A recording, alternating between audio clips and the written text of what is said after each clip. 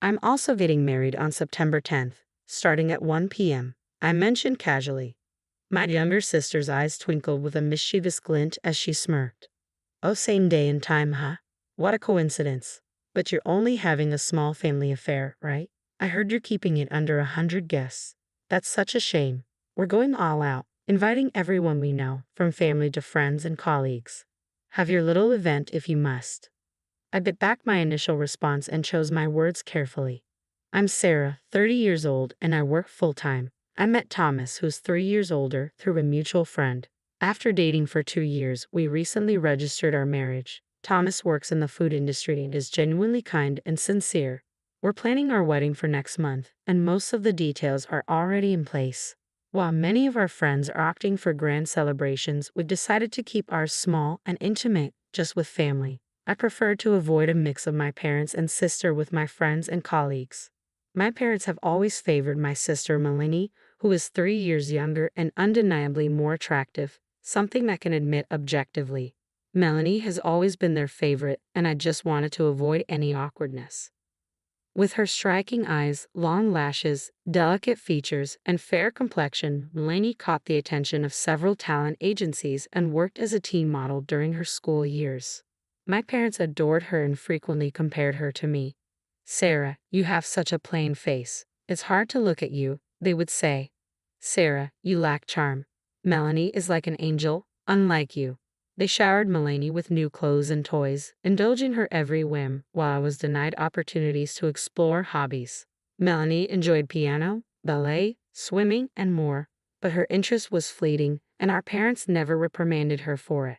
Even when she failed tests due to her carefree attitude, they encouraged her, while I was harshly criticized for merely average grades. I often thought to myself, I wish you hadn't had me at all. Every time they voiced how they wished I had never been born.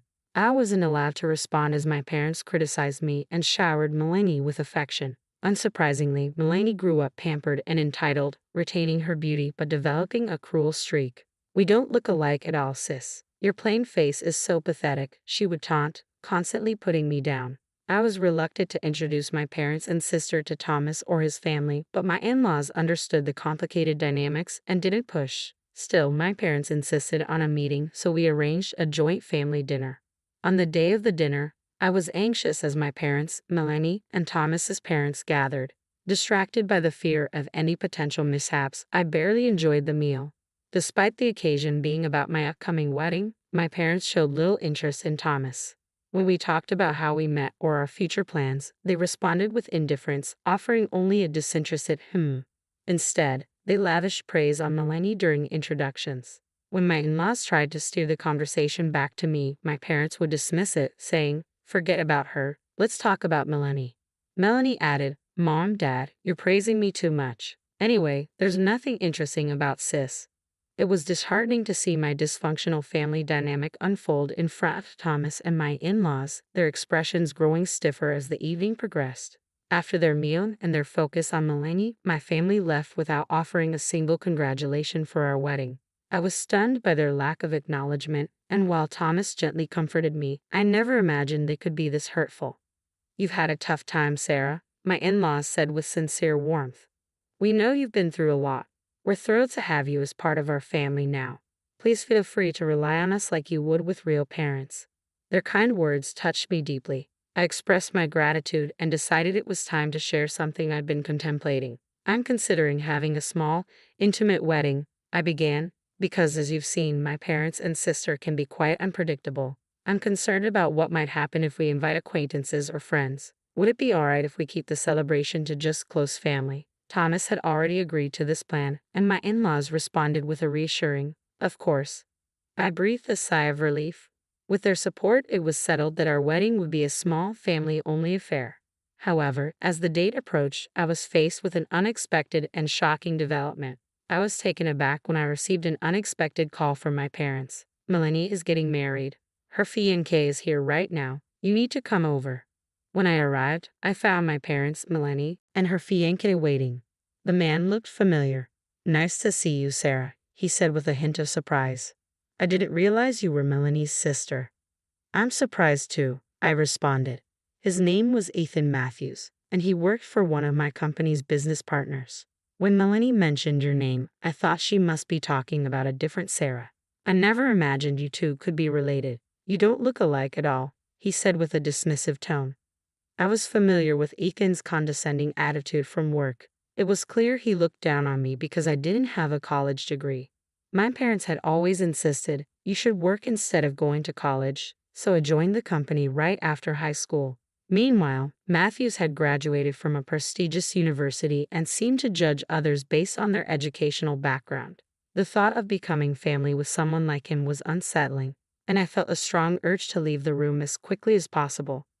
Congratulations on your wedding. I'll be taking my leave now, I said, trying to exit gracefully. But then Melanie dropped a bombshell. We've decided to hold our wedding on the same day and at the same venue as yours, she announced, with Ethan chiming in. Our wedding will be far grander than yours, he said, a smug smile on his face. I was left stunned, unable to respond to their shocking announcement. Our venue was a large one, capable of accommodating multiple weddings in a single day. Although I had initially preferred a smaller, more intimate setting, Thomas and my in-laws had insisted on this grand venue to make our special day even more memorable. If Melanie and Ethan were planning an extravagant celebration, this venue would be perfect for them. But scheduling their wedding to coincide with ours seemed like a deliberate act of spite. Melanie and Ethan laughed mockingly. Look at her, she's completely frozen in shock. Are you okay? They taunted. I tried to stay composed and asked, what are you talking about? What about our parents and relatives? Which wedding are they supposed to attend? Melanie remained unshaken. Don't worry, Dad, Mom, and all our relatives will be at mine and Ethan's wedding, she said, her expression smug. Our parents immediately began calling our relatives to invite them to Melanie's ceremony.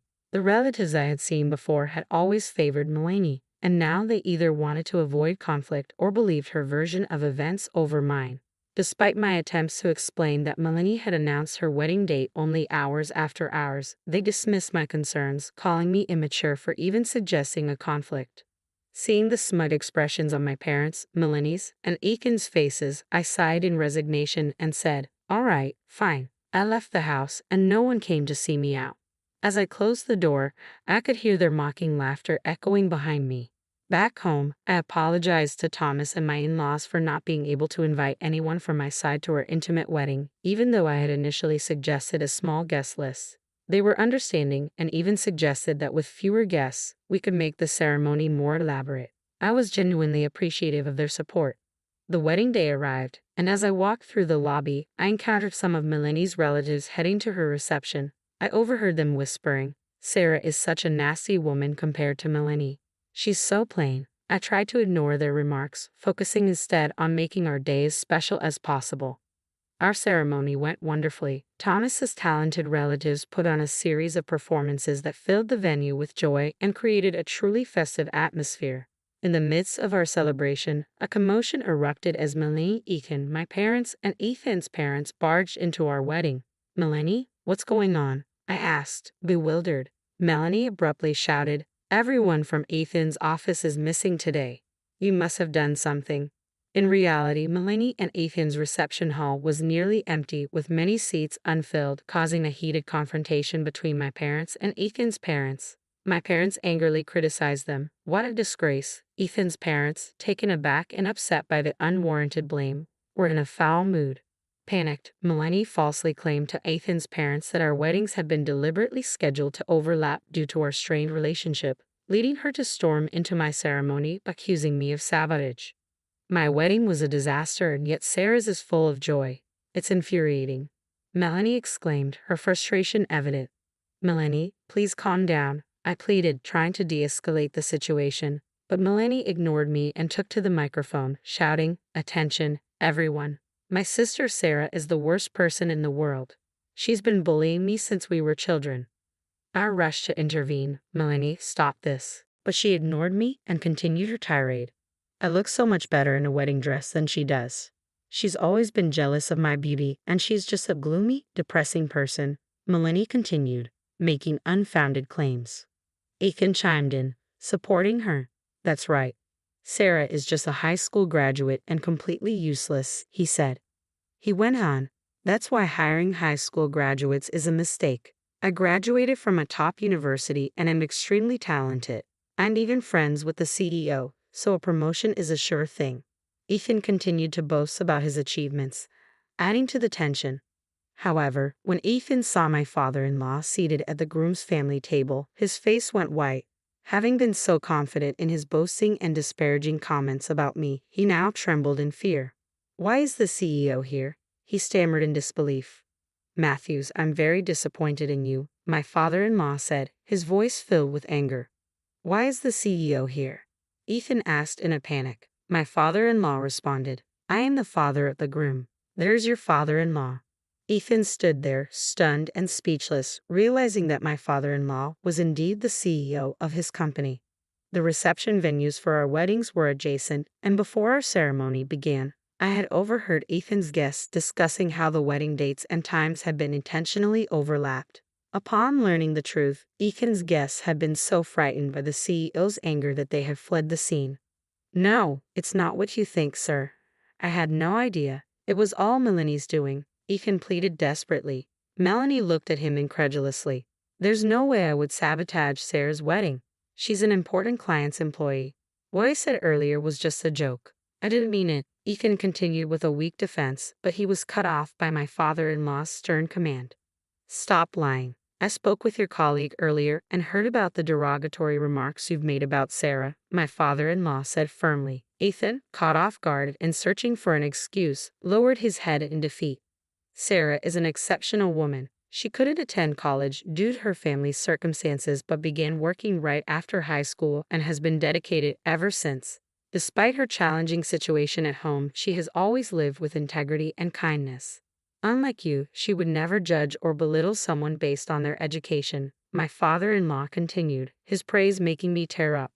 Ethan stammered, Sir, I deeply apologize for," but was interrupted by my father-in-law. "You're apologizing to the wrong person. Apologize to Sarah and stay out of my son and his wife's lives from now on. Understood?" "Yes, sir," Ethan said, trembling uncontrollably. He turned to me, tears in his eyes, and apologized. "I'm truly sorry. I've had enough. Please leave," I said firmly. Melanie, bewildered, shouted, "What is happening? Why is this going on?" Ethan snapped at Melanie, "Be quiet. I regret ever marrying you." Melanie's face flushed with rage. "What did you just say?" she demanded. The two began to argue fiercely, and soon the venue staff arrived to escort Ethan and Melanie out. Their parents, stunned by the chaos, also quickly departed. With the disturbance gone, the remaining guests and I shook off the shock and continued the celebration. The reception resumed with a renewed energy and turned out to be an incredible event. I thanked my father-in-law, saying, "Father, I was deeply touched by what you said earlier. Thank you so much." He smiled warmly and replied, "I'm sorry for my subordinate's behavior. Thank you, Sarah, for marrying my son. If you ever find yourself in trouble, don't hesitate to reach out." Although Ethan was clearly anxious about facing consequences for his actions, the situation wasn't work-related, so he wasn't demoted. However, his attempts to ingratiate himself with my father-in-law in hopes of career advancement backfired spectacularly when his true character was revealed. Unable to repair his damaged reputation, Ethan could only discuss work-related matters with my father-in-law and was demoted to a lower position within the company. His previous behavior of boasting about being the boss's favorite had led to his isolation. Even his colleagues and subordinates began to avoid him, unwilling to make eye contact. By the end of the day, Ethan was likely just another employee to my father-in-law, especially since he hadn't even known who his son was marrying. News of Ethan's misdeeds quickly spread throughout the company, diminishing his comfort at work. He began to blame Melanie for everything and became violent towards her. Melanie responded by suing Ethan for domestic violence, while Ethan's parents filed a lawsuit against Melanie for ruining the wedding. The situation spiraled into a chaotic divorce drama. Melanie was distraught over Ethan's violence and the lawsuit from his parents, while Ethan and his parents claimed that Melanie and her family had interfered with Ethan's career and ruined the wedding. Both sides hired lawyers and prepared for a legal battle, but they were so fixated on their own narratives that they ignored any inconvenient truths.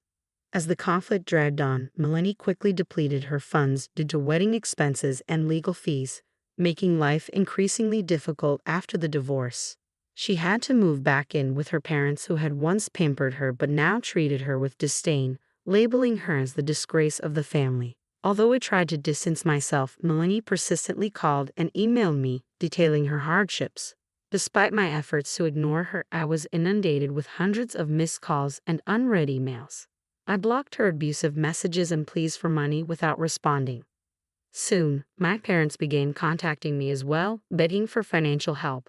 Their requests were relentless and annoying, though I couldn't tell if they were trying to cover their own wedding-related expenses or hoping to sway me with their pleas. The volume of their communication grew, becoming a significant nuisance. I blocked their calls and emails too. I anticipated they might visit in person, but they clearly lacked the funds for transportation. Ethan's parents, who should have been practically strangers to me, began persistently asking me to mediate with my father-in-law. They even tried to follow me home recently. I reported their behavior immediately, but they always fled whenever the police arrived. Their attempts to stake out my home became more frequent, prompting more police reports and increased patrols. For now, things have calmed down.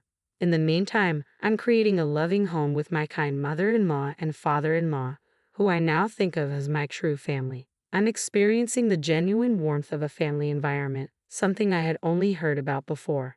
Here, there's no trace of the daughter-in-law bullying I had previously endured, and I'm discovering what it truly means to have a supportive